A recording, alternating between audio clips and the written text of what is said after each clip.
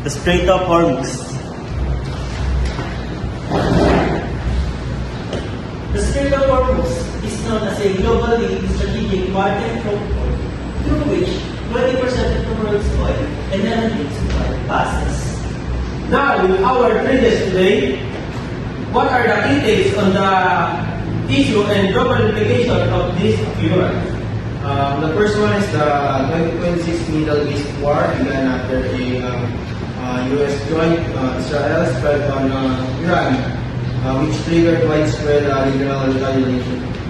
Next is global energy crisis, the closure of the Strait of Hormuz, caused an unprecedented supply shock, driving oil prices to roughly $120 to $150 per barrel worldwide.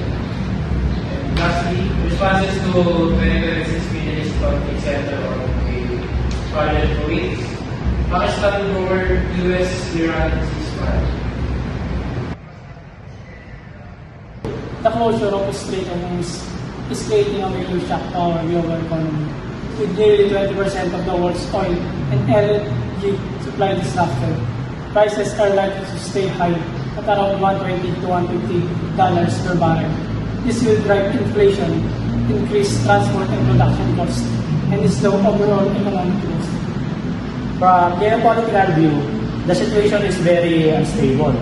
The ceasefire between the US and Iran, held by Pakistan, is weak. Could break anytime because of ongoing tension. If fighting starts again, the energy crisis may become worse.